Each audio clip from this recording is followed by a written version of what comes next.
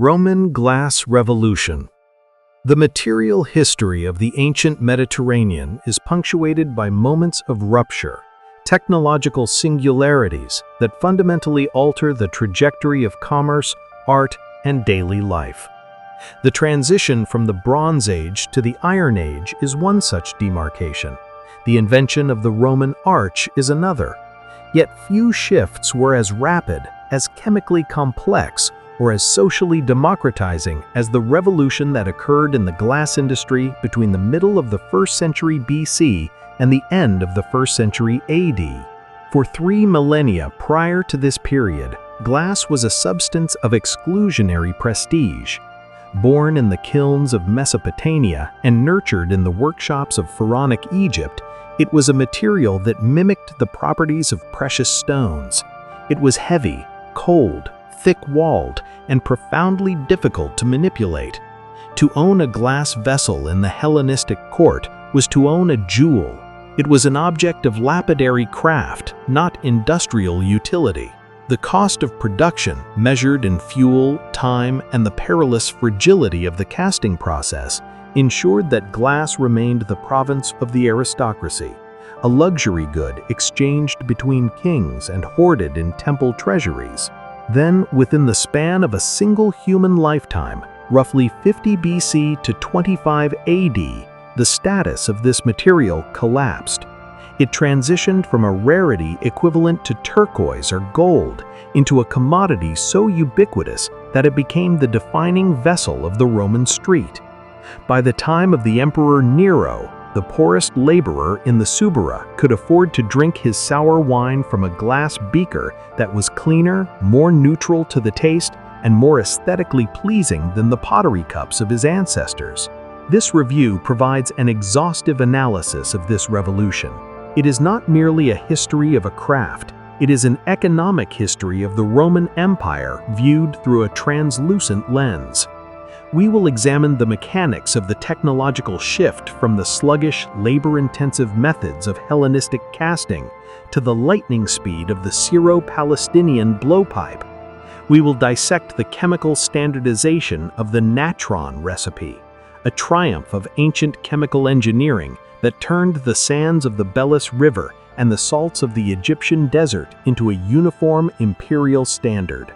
We will trace the emergence of industrial branding through the figure of Ennion, a Sidonian master who understood the power of a signed name. Finally, we will reconstruct the colossal supply chains that moved mountains of raw glass across the Mediterranean, evidenced by the ghostly cargoes of shipwrecks like the Capo Corso II and the Julia Felix. The story of Roman glass is the story of how the empire learned to see. It is the narrative of how a proprietary royal technology was seized by a class of innovative Levantine artisans, often slaves and freedmen, and transformed into the first true plastic of the ancient world. Burden of casting. To fully comprehend the velocity and scale of the Roman glass revolution, one must first perform a forensic accounting of the industry that preceded it. The glass market of the late Hellenistic period, c. 150 BC to 50 BC, was defined by scarcity, a scarcity imposed not by a lack of raw materials, but by the extreme limitations of manufacturing technology. The dominant technique for producing open vessels, bowls, plates, and dishes during the Hellenistic and early Roman Republican periods was sagging or slumping over a former mold. This was a process of negotiation with gravity rather than a mastery of it. The artisan began with a pre-prepared disc of glass, often a monochrome color designed to imitate semi-precious stone, emerald green, sapphire blue, or the banded agate of sardonyx. This disc was placed over a convex mold, typically made of pottery or metal, coated with a separating agent to prevent adhesion. The assembly was then introduced into a kiln. As the temperature rose, the glass softened, transitioning from a brittle solid to a viscous liquid, and slowly slumped over the mold, taking its shape. While this sounds simple in principle, The operational realities were fraught with risk and cost. The heating and cooling cycles had to be managed with agonizing slowness. A sudden drop in temperature would shatter the glass. A sudden spike would cause it to flow too quickly, thinning continuously at the rim and pooling at the base, ruining the geometry of the vessel. The side of the glass in contact with the mold inevitably picked up the texture of the ceramic or metal. It emerged from the kiln rough, opaque, and scarred. The tyranny of cold working was the primary economic bottleneck. Once the vessel was annealed, cooled, it was essentially a rough blank. To make it a luxury object, it had to be finished using lapidary techniques. The rim had to be ground flat. The surfaces had to be polished with progressively finer abrasives, sand, pumice, and rouge to achieve transparency. This process was identical to cutting rock crystal. A single hemispherical bowl could require days or even weeks of grinding to reach a finished state. The cost of a Hellenistic cast vessel was therefore almost entirely comprised of labor costs. The raw materials, silica, lime, and soda, were relatively cheap. The fuel cost was significant, but the value add came from the hundreds of hours of cold working required to reveal the glass's beauty. This production model created a rigid price floor. There was no way to make a cheap cast glass bowl because the minimum labor required to make the object functional was inextricably high. Consequently, the market was inelastic. Glass was a marker of extreme status. It was heavy, mimicking the weight of stone or metal, and its aesthetic value lay in its resemblance to these other, more noble materials. The idea that glass could be thin, light, and disposable was technologically unthinkable. Invention of the blowpipe.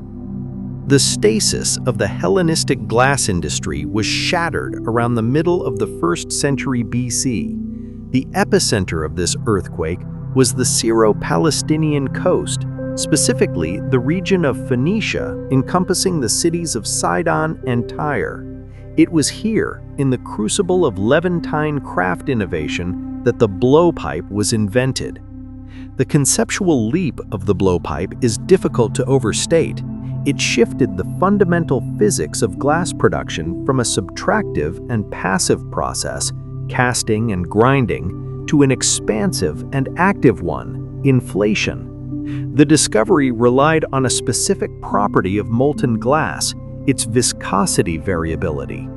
Syrian craftsmen realized that if they gathered a gob of molten glass on the end of a hollow iron or ceramic tube and introduced pressurized air, breath, the glass would expand uniformly.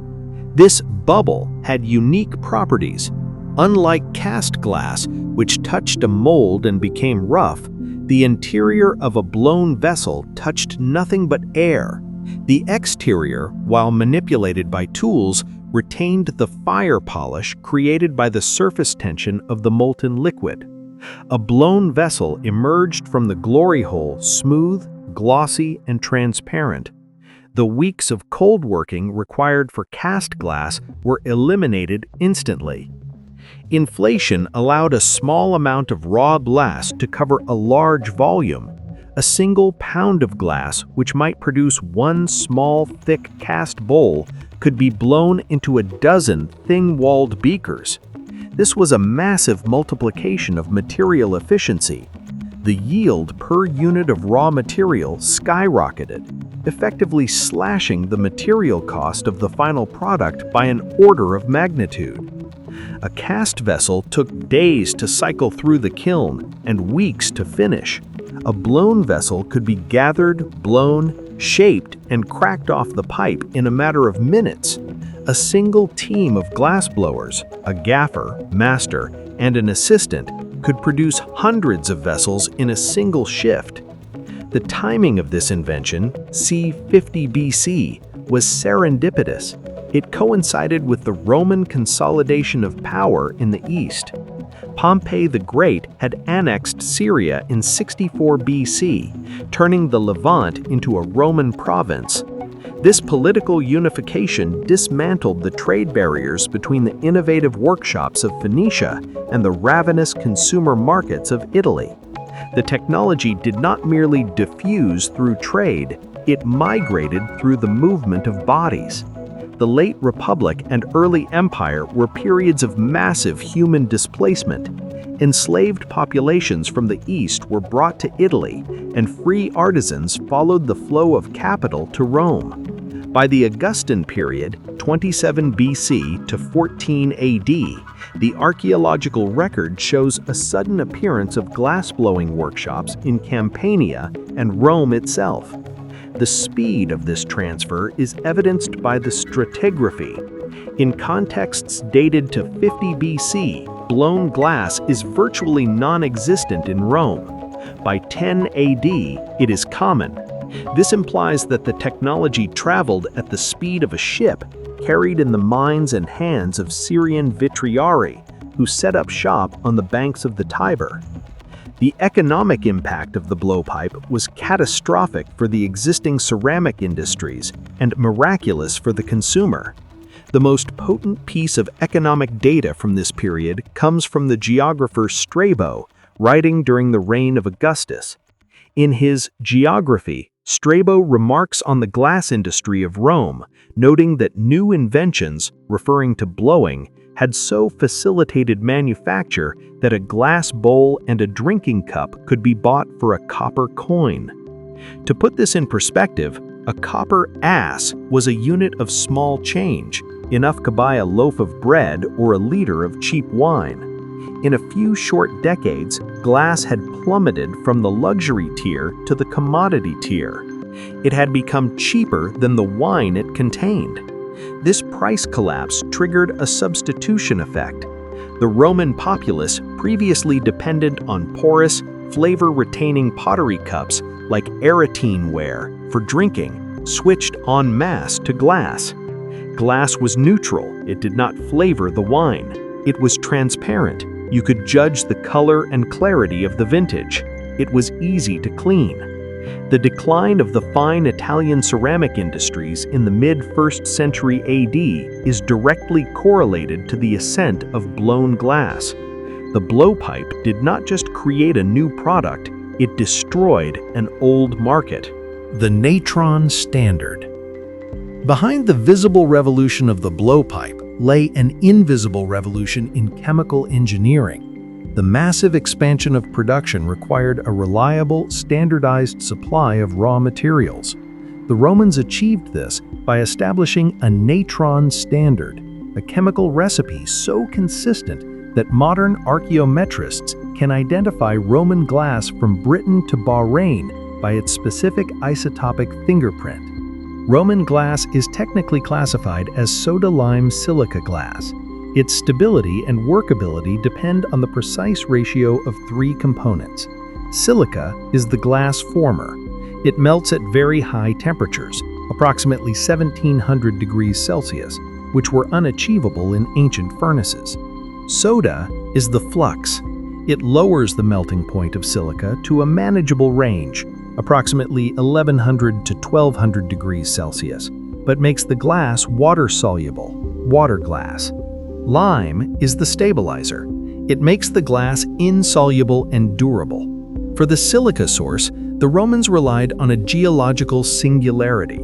Pliny the Elder, in his Natural History, identifies the sands of the river Belus, modern Naman River, which flows into the Mediterranean near Ptolemais, modern Akko, Israel, as the premier source of glass-making sand.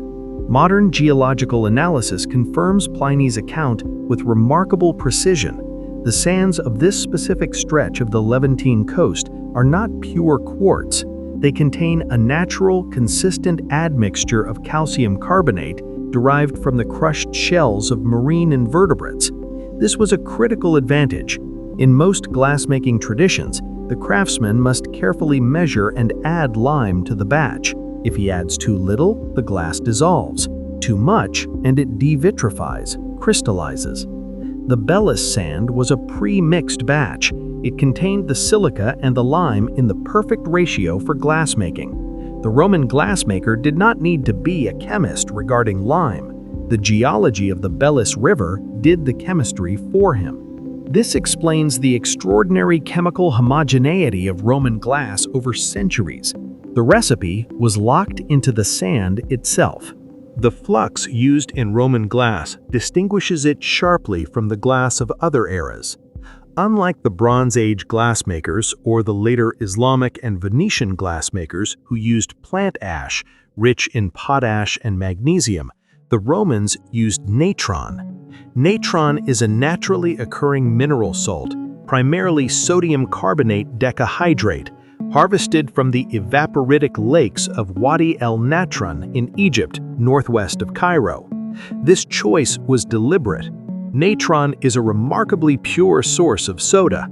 Unlike plant ash, which introduces a cocktail of impurities, magnesium, potassium, phosphorus, that can muddy the color or alter the working properties, natron allowed for the production of a sweet glass, clean, clear, and predictable. The logistics of this supply chain were staggering. For the entire duration of the Roman Empire, the glass industry was tethered to this single valley in the Egyptian desert. Thousands of tons of mineral salts were mined, packed, and shipped down the Nile to Alexandria, and thence to the glass furnaces of the Levant and Italy. It was a monoculture of supply that implies a highly sophisticated, state-level organization of resource extraction. The natural state of Roman glass made from Belus sand and natron is a light blue-green. This aqua color comes from iron oxide impurities naturally present in the sand.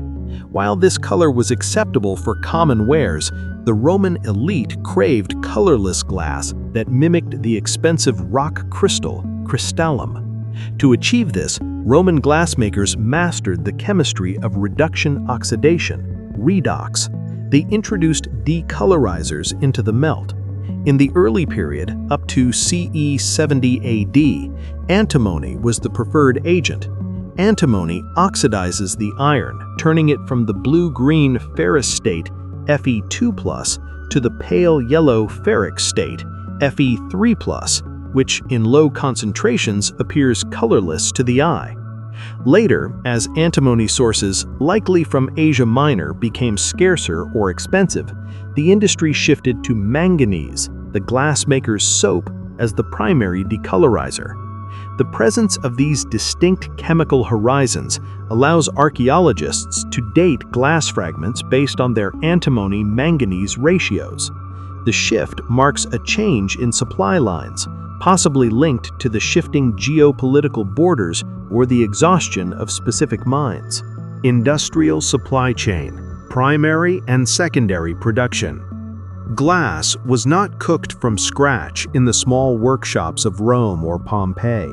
The energy and space required to fuse sand and natron were too great for an urban setting.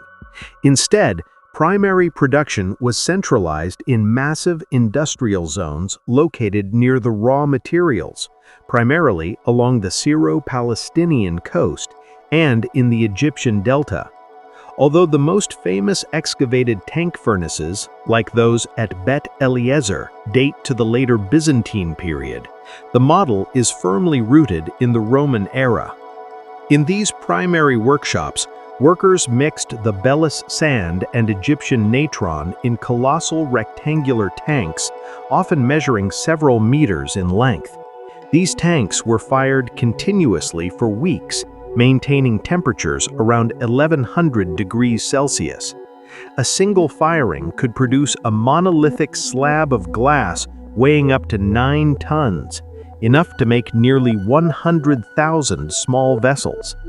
Once the fusion was complete and the glass was fined, bubbles removed, the furnace was extinguished. The glass slab was allowed to cool, often cracking under thermal stress.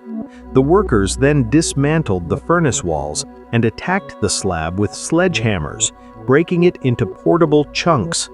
These chunks of raw glass, inert blue-green rocks, were the actual commodity of the trade. They were sacked and loaded onto ships, destined for the secondary workshops of the West. The secondary workshops were the consumer-facing side of the industry. Located in the urban centers of Italy, Rome, Aquileia, Puteoli, and the provinces, Gaul, the Rhineland, these workshops did not make glass, they remelted it. A secondary furnace was a smaller, crucible-based structure.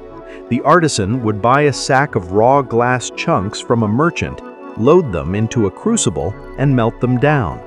It was at this stage that the value add occurred. The artisan could add colorants, cobalt for blue, copper for red, to create luxury hues. Add opacifiers to create mosaic glass. Simply blow the raw blue-green glass into bottles, cups, and jugs. This separation of primary and secondary production explains the rapid spread of the industry. A workshop in London or Cologne did not need to secure a supply of Egyptian soda or Levantine sand. They only needed the raw glass chunks, which traveled along the same Roman roads and shipping lanes as wine and oil. The complexity of the chemistry was contained in the Levant. The artistry of the form was exported to the world.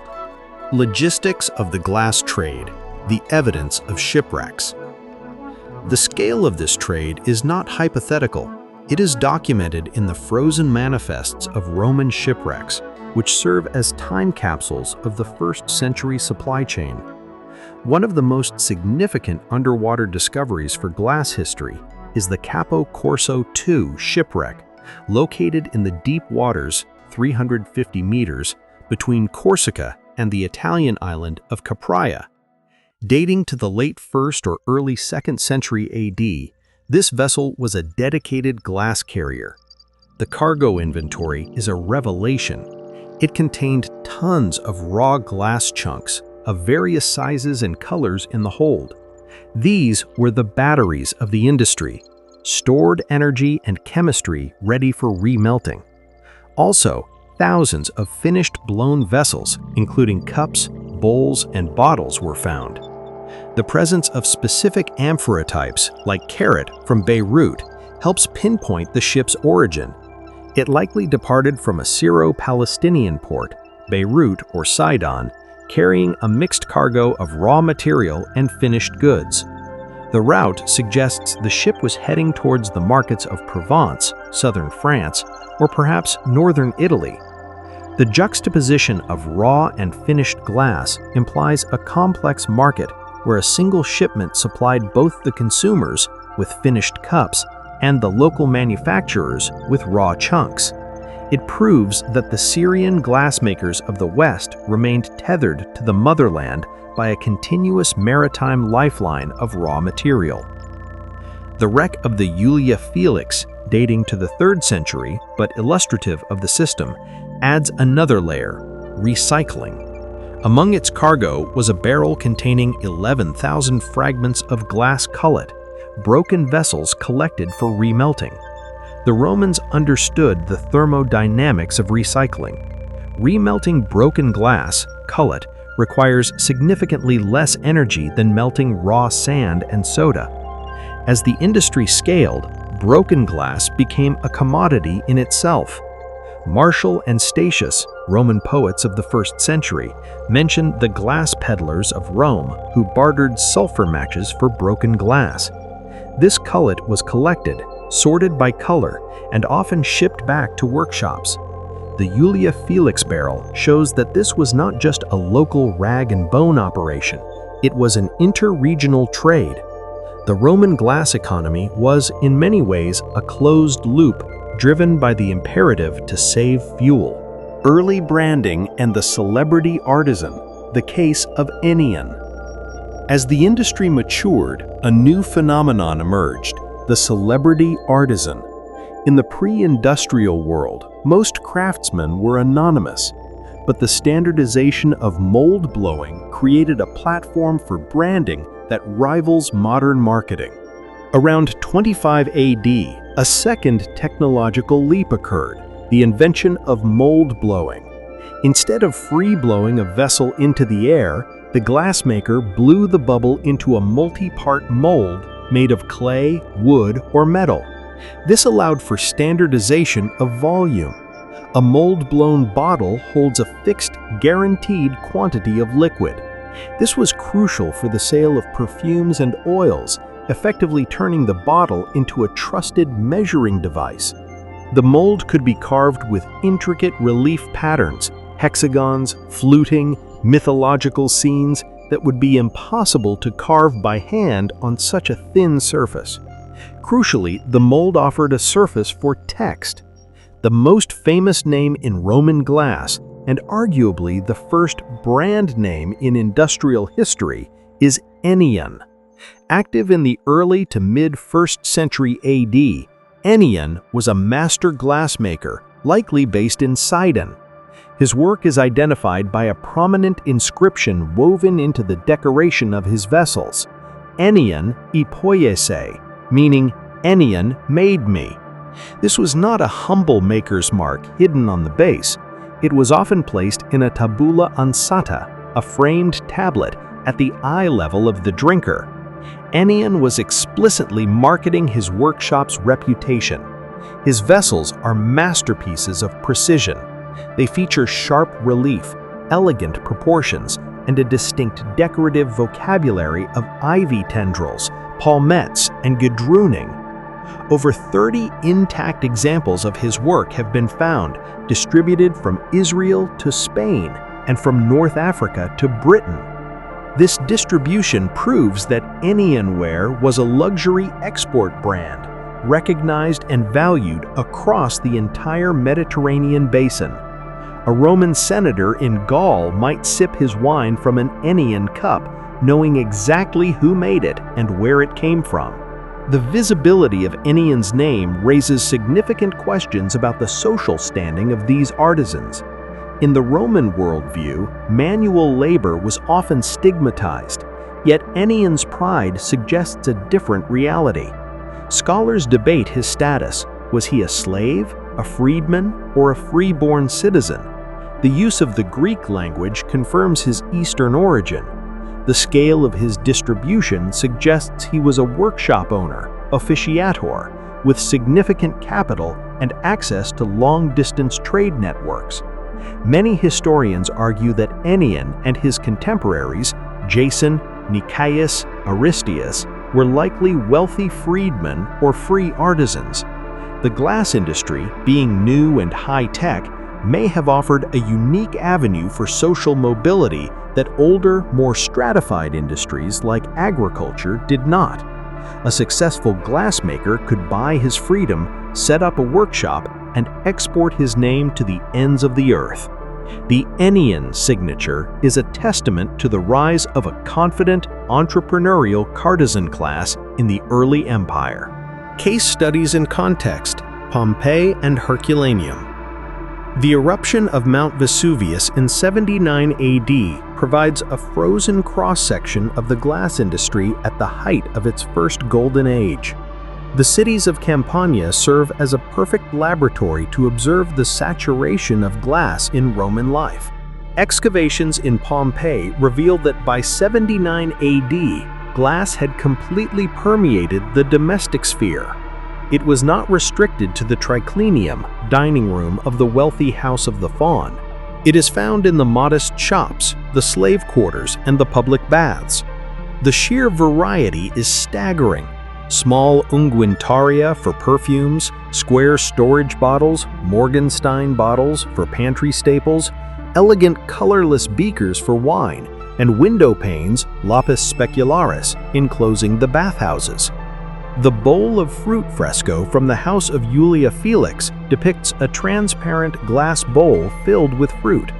The artist took great care to render the transparency of the vessel, showing the fruit through the glass. This confirms that transparency was not just a technical feature, but an aesthetic value prized by the Romans. They enjoyed the play of light and the ability to see the purity of the contents.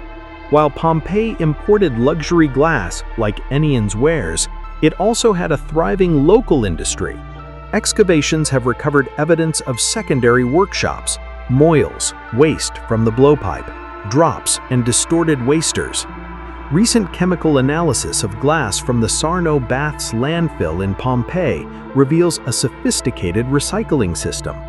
A significant percentage of the glass found was mixed composition, showing traces of both antimony, early Roman, and manganese decolorizers.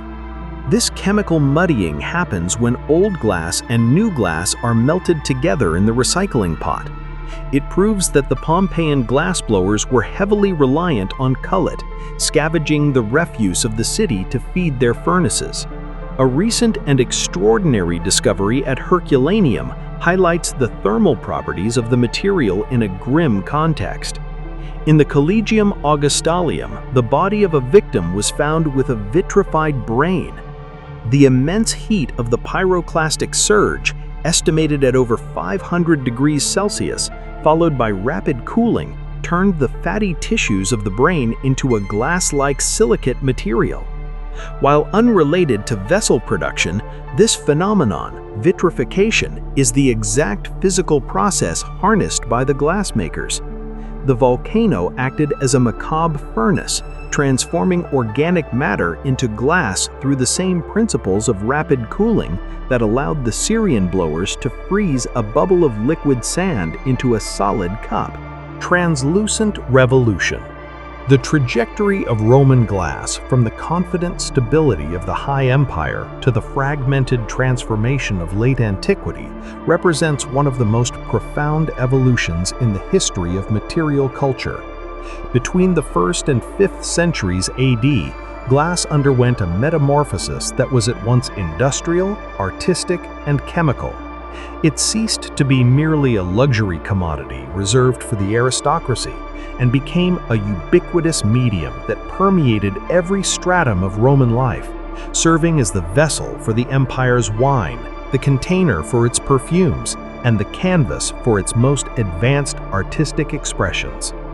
This part conducts an exhaustive investigation into this vitreous empire, tracing the mass distribution and artistic zenith of Roman glass through the lens of provincial production, global trade, and the chemical supply chains that sustained it. The period in question, spanning from the reign of Trajan to the fall of the Western Empire, witnessed the decentralization of the glass industry. While the primary production of raw glass remained rooted in the soda-rich lakes of Egypt and the silica sands of the Levant, the secondary working of this material migrated northward and westward. The rise of the Rhine and Gaulish workshops challenged the artistic monopoly of the Mediterranean, giving birth to distinct regional styles like the snake thread decoration that would come to define the provincial aesthetic. Simultaneously, the industry polarized into two distinct spheres: the hyper-utilitarian mass production of prismatic shipping bottles, which revolutionized ancient logistics, and the creation of singular masterpieces like the Vasa Diatreta, cage cups, and the Lycurgus cup, objects of such complexity that they employed nanotechnology to achieve optical effects unrivaled until the modern era.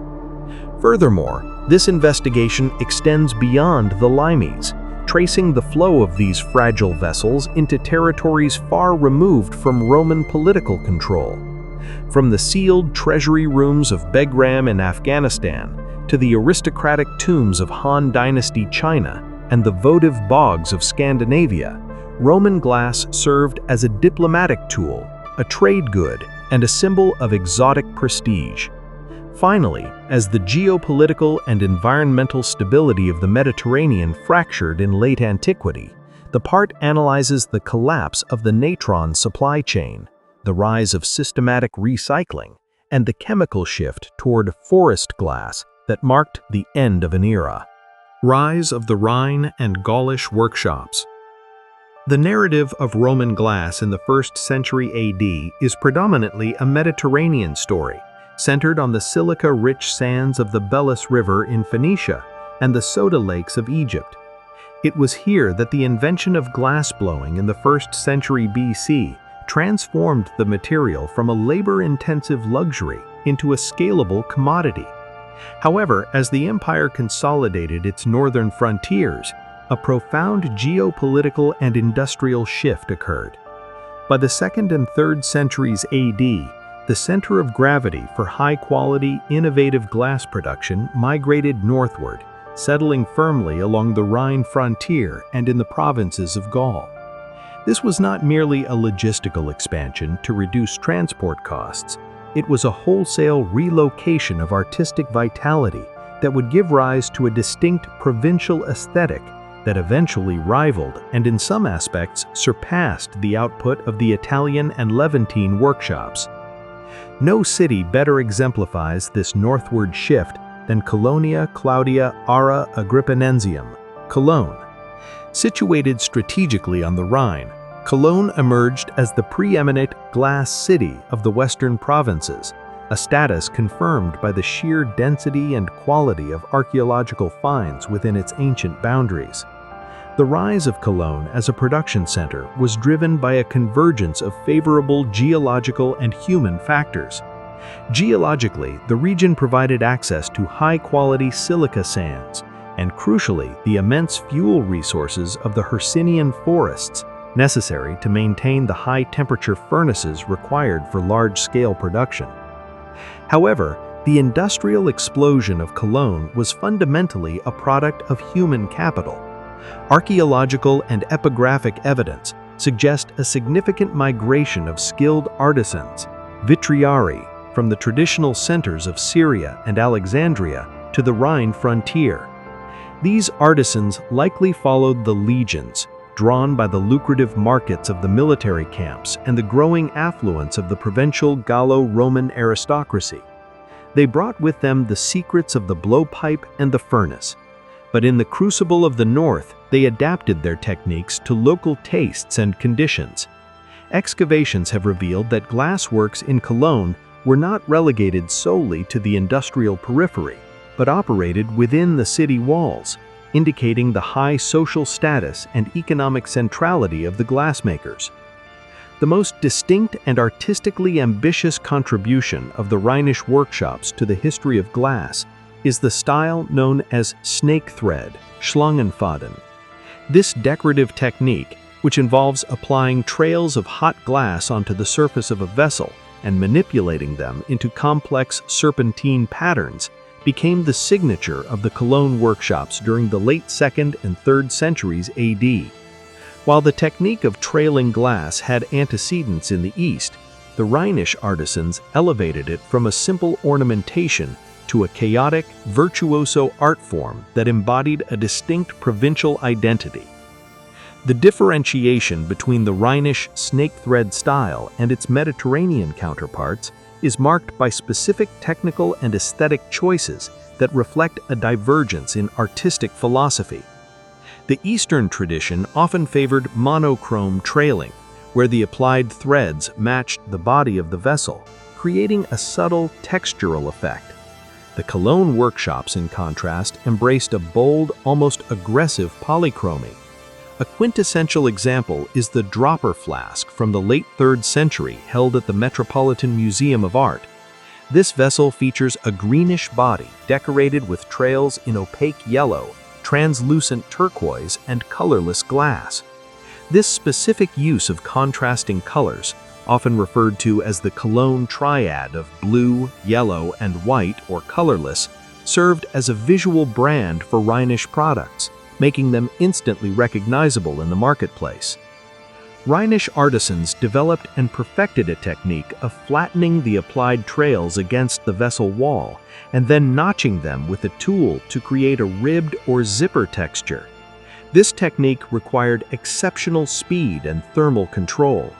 The vessel had to remain hot enough for the trail to fuse securely, yet stable enough to withstand the pressure of the tooling without collapsing. The result was a decoration that was not merely applied to the surface, but felt integral to the structure of the vessel. Perhaps the most definitive artistic signature of the Cologne workshops was the Kölner Schnörkel, Cologne scrollwork. This specific design motif involved a trail starting as a flat, arched Z shape, extending into various wavy lines and terminating in an open volute or spiral. This motif became ubiquitous on Rhinish wares, functioning effectively as a corporate logo or a regional hallmark. It appears on beakers, flasks, and jugs, signaling to the consumer that the object was a product of the sophisticated Cologne manufactories. The discovery of snake thread glass in Pannonia, modern Hungary, specifically at the site of Intercisa, has sparked considerable scholarly debate regarding the diffusion of this style. Analysis of fragment distribution shows a heavy concentration at Intercisa, 52 fragments, and Brigedio, 45 fragments, with few found elsewhere in the region. This distribution pattern suggests that the Pannonian production was not a general regional development, but likely the result of a specific workshop established by migrant workers, either from the Rhine or directly from the east.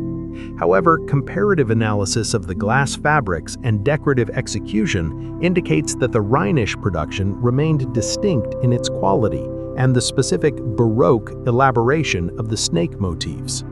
The snake thread style thus represents a moment where the provincial periphery became the center of stylistic evolution, creating a taste in the north that was distinct from the classicism of Rome. It demonstrated that the provinces were no longer mere consumers of Roman culture, but active producers of it. While the artisans of Cologne were producing masterpieces for the elite tables, the workshops of Gaul, particularly in the Somme Valley and Normandy, focused on an industrial innovation that would revolutionize Roman logistics, the Frontinus bottle.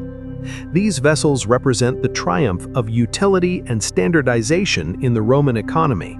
The Frontinus bottles were barrel-shaped cylindrical vessels, mold-blown and typically decorated with horizontal ribs.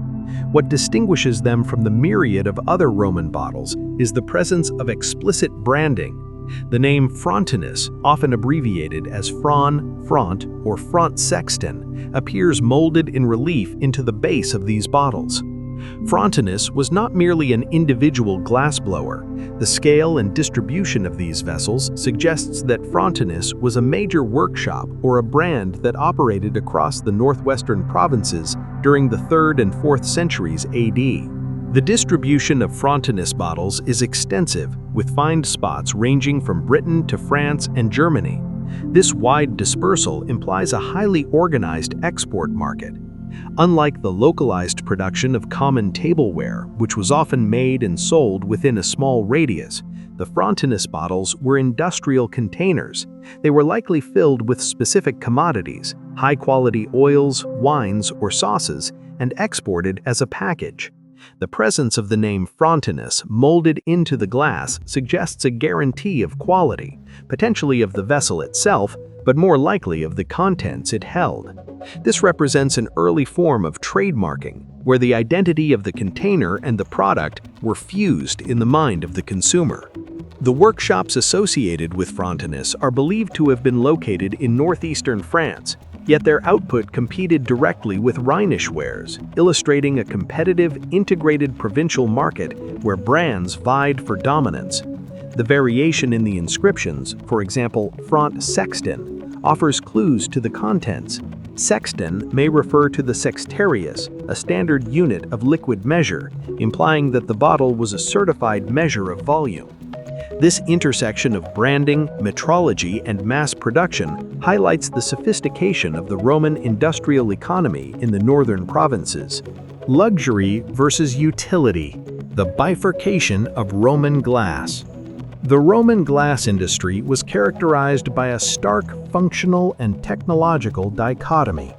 On one end of the spectrum lay the hyper-utilitarian prismatic bottles, produced by the millions, standardized, and discarded like modern packaging.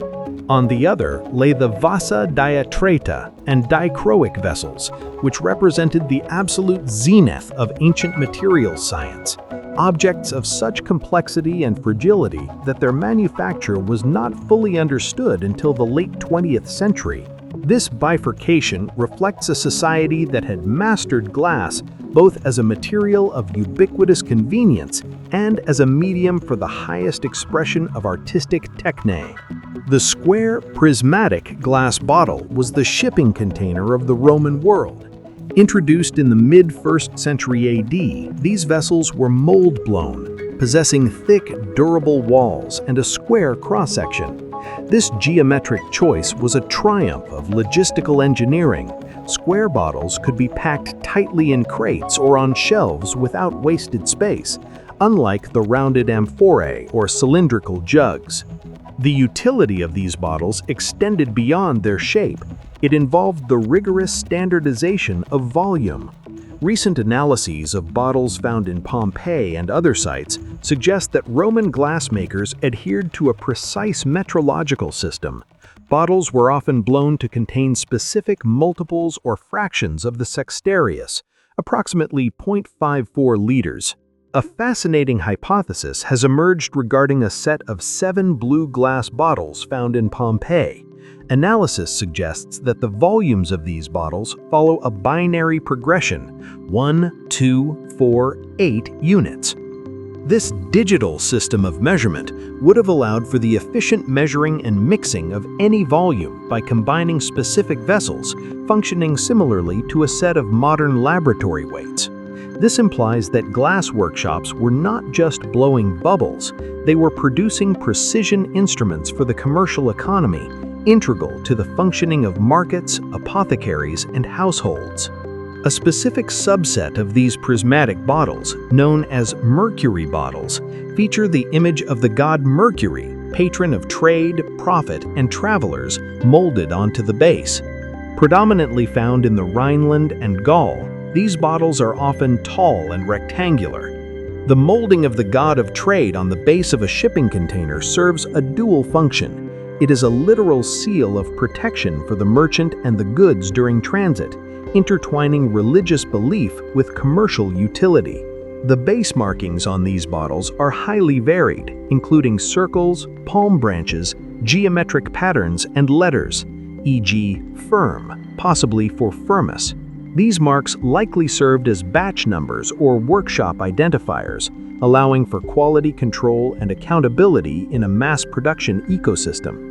If a shipment of oil arrived in leaking or underfilled bottles, the merchant could identify the source of the defective containers.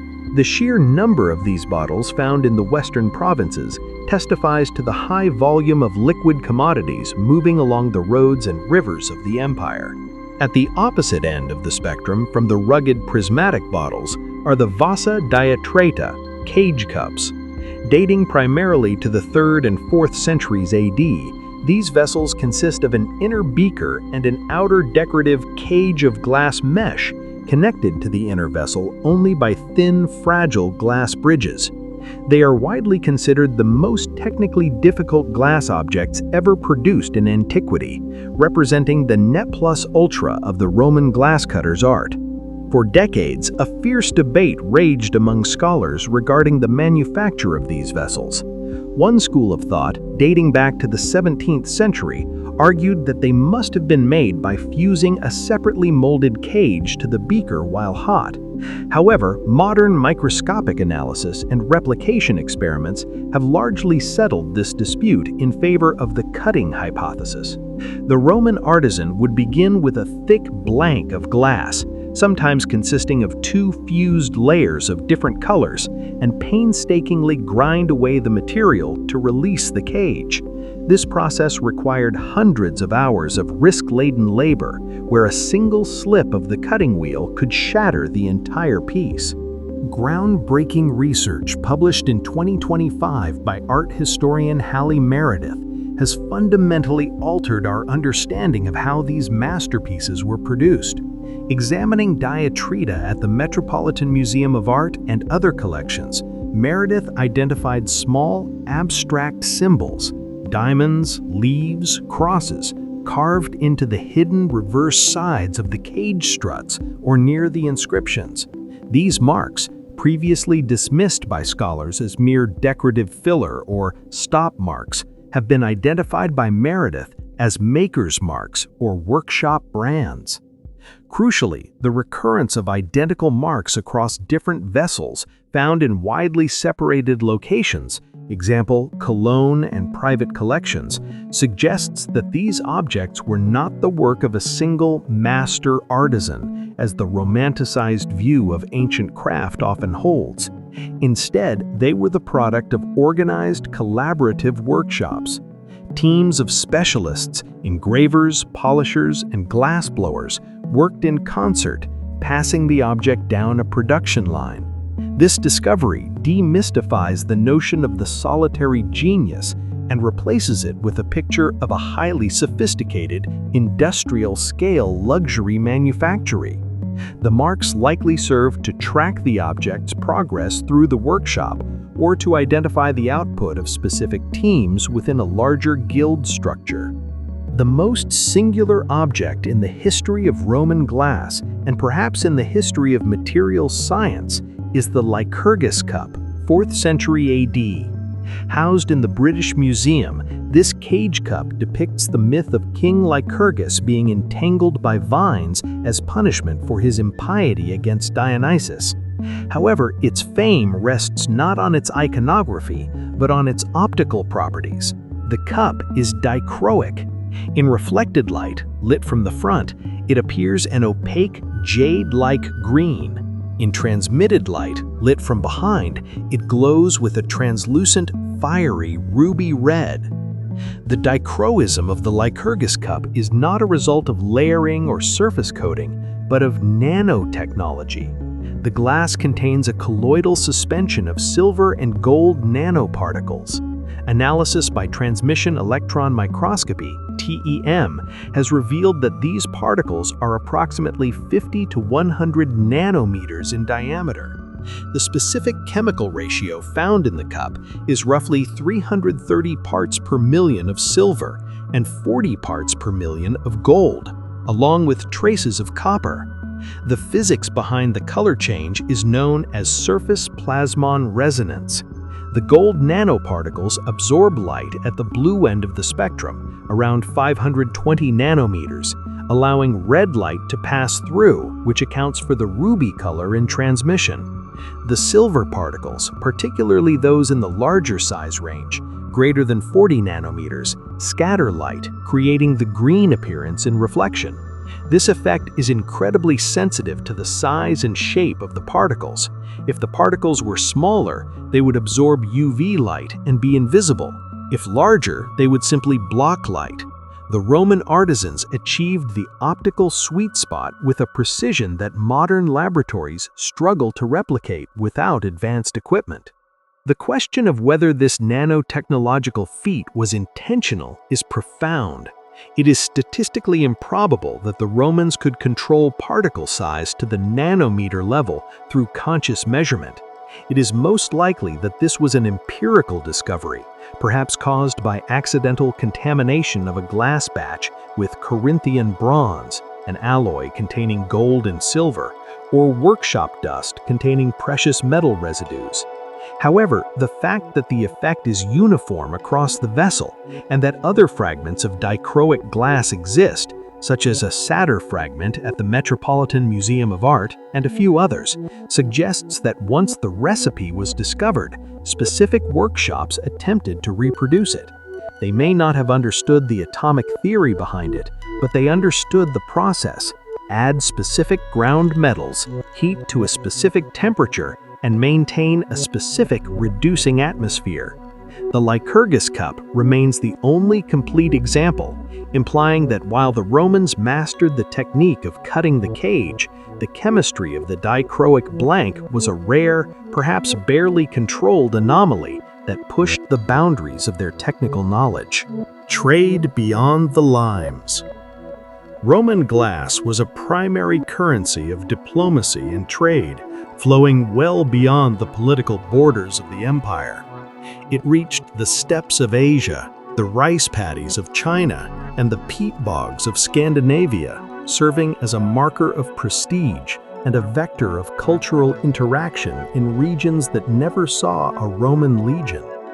In Scandinavia, which remained outside the Roman Empire, Roman glass is found in significant quantities in high-status burials and votive deposits, particularly in the Himlingøye and Illerup Odal complexes in Denmark. These finds offer a window into the complex relationship between the Roman state and the barbarian north. The presence of high-end Roman glass, such as the famous circus cups depicting gladiators and animals in Danish graves, is not merely evidence of market trade. It reflects a system of diplomatic gift-giving and prestige goods exchange. Roman officials likely gifted these vessels to Germanic chieftains to secure alliances, maintain peace along the frontier, or encourage tribes to act as buffers against distant threats. The glass vessels, often used for wine consumption, were adopted by the Germanic elite, but recontextualized within their own feasting culture. The fragility of the glass, in a culture dominated by wood, horn, and metal, made it an ultimate status symbol, an object that required a settled, sophisticated lifestyle to possess and preserve. However, diplomacy does not explain the entire volume of finds. The discovery of Roman weights and scales in Scandinavian contexts, particularly in Himlingoje, suggests active commercial exchange. The presence of these measuring instruments implies that Roman merchants, or Germanic intermediaries, were trading commodities, possibly fur, amber, leather, or slaves, by weight, using Roman glass as a high-value medium of payment or a trade good. The Himlingoje dynasty appears to have monopolized the import of these Roman luxury goods, using them to consolidate power in the region and control the redistribution of prestige items to lesser chieftains. The standardization of weights suggests an attempt to align the local economy with the Roman metrological system, facilitating smoother cross-border transactions. Deep in Central Asia, at the site of Begram, Afghanistan, archaeologists discovered one of the most enigmatic finds of antiquity, the Begram hoard, or treasure. Sealed in 2 rooms of a Kushan palace, the hoard contained a staggering array of luxury goods, Indian ivories, Chinese lacquers, and a massive collection of Roman glass. The Roman glass at Begram dates to the 1st and 2nd centuries AD and includes types rarely found elsewhere, such as the famous Pharos beaker depicting the lighthouse of Alexandria, and intricate painted glass depicting gladiators and mythological scenes. The location of Begram, at the junction of the Silk Road routes connecting India, China, and the Roman West, identifies it as a customs house or a royal depot, where goods were stored before redistribution. The presence of such fragile items so far from their source, likely Alexandria or Syria, confirms the existence of a sophisticated overland packing and logistics network.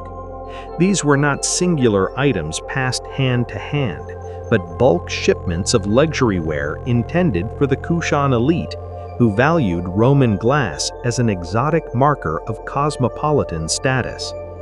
The specific iconography of the vessels, gladiators, the pharaohs, suggests that the imagery of the Roman world was being consumed and appreciated by Central Asian audiences, perhaps with different cultural interpretations. For decades, the presence of Roman glass in China was a subject of speculation and misidentification. However, recent chemical analyses have clarified the picture, revealing a small but significant influx of Roman glass into the Han Dynasty and later periods. The Chinese produced their own glass during the Han Dynasty, but it was chemically distinct from Roman glass. Chinese glass was typically a lead-barium composition, used primarily to imitate jade for funerary objects like bead discs and ear spools. In contrast, Roman glass is soda-lime silica fluxed with natron. Advanced isotope analysis, LAICP-MS, has allowed researchers to distinguish imported Roman vessels found in tombs in Jiangsu and the Tarim Basin from local production and from later Sasanian plant ash glass. The Roman glass found in China is often distinct from that found in Rome itself. It includes specific shapes and types, like ribbed bowls, that may have been selected specifically for the export market.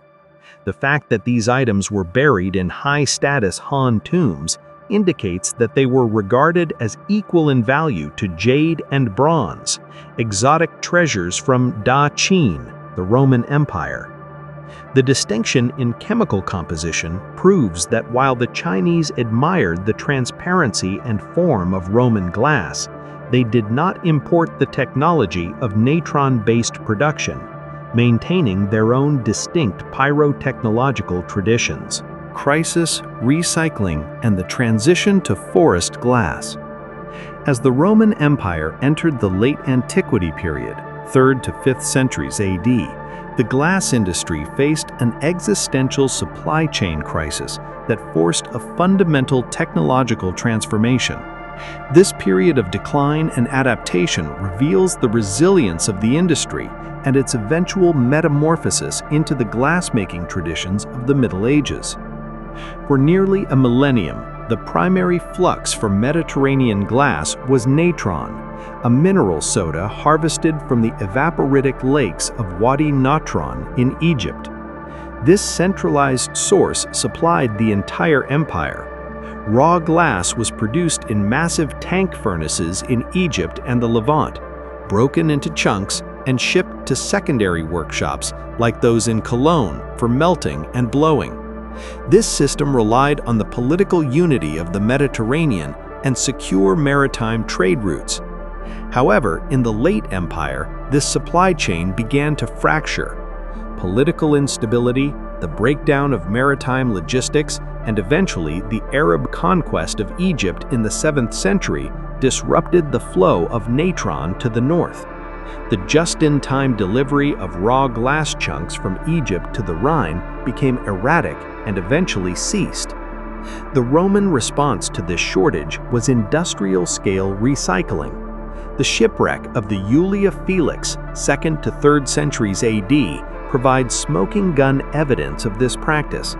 It carried a cargo of cullet, broken glass, weighing 140 kilograms, sorted by color, designated for recycling. This was not waste, it was a valuable raw material. Chemical analysis of late Roman glass reveals the fingerprint of this recycling. We see an increase in transition metals, contaminants from tools and molds, and the mixing of incompatible decolorizers. Earlier Roman glass used antimony to create colorless crystal. Later glass often shows a mix of antimony and manganese, indicating that clear glass from different eras was melted together. This resulted in a graying or degradation of the glass quality, with the pristine transparency of the High Empire giving way to the bubbly, tinted glass of the late antique period. In the 4th and 5th centuries, a new glass composition appeared, known to archaeologists as HIMT, high iron, manganese, and titanium. This glass is characterized by a yellow-green tint and high levels of impurities. It was produced in Egypt but exported widely throughout the empire.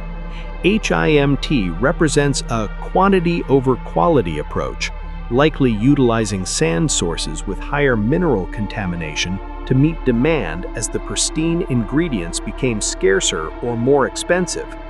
HIMT was the single-use plastic of the late empire, cheap, ubiquitous, and chemically distinct from the pristine productions of the early empire. It marks the final phase of the centralized Mediterranean production model before its collapse. The final act of the Roman glass industry was the transition to forest glass, Wald glass. As the natron supply dried up completely in the north post-5th century, artisans in the Rhineland, Gaul, and Britain were forced to find a new flux. They turned to the locally available resources, the ashes of trees, beech, oak, which are rich in potash, potassium oxide. This was a chemical revolution. Potash glass has a lower melting point, but a completely different working character than soda lime glass. It is stiffer, sets faster, and is naturally green or brown due to iron impurities in the ash. This shift explains the visual change from the clear, light Roman glass to the dark, thick green glass of the Merovingian and medieval periods. Recent research has identified a missing link in this transition, the Magby type, high magnesia glass. Found in Merovingian contexts, 5th to 7th centuries, and in Anglo-Saxon England, this glass contains higher levels of magnesium and potassium than Roman glass, but not as high as full wood ash glass. It likely represents the use of plant ashes imported from the Near East, or the use of specific coastal plants, halophytes, in Europe before the full switch to inland wood ash. It is a technological bridge species, proving that the shift to forest glass was an evolution driven by scarcity, not a sudden break. This transition was not merely a change in recipe, it was a change in industrial organization. The centralized Mediterranean model, Egyptian raw glass shipped to Europe, collapsed. In its place rose the decentralized forest glass model, where small mobile glass houses moved through the woodlands of Europe, burning fuel and producing glass locally. The glass transition was complete. The Roman globalized industry had fragmented into the localized craft of the Middle Ages. The history of Roman glass from 100 to 500 AD is a microcosm of the empire itself. It began with centralization and the exploitation of Egyptian resources, expanded through provincial innovation in the Rhine and Gaul, reached its artistic zenith in the collaborative workshops that produced the cage cups, and achieved a global distribution that linked the Baltic to the Hindu Kush. Its decline was equally reflective of the empire's fate.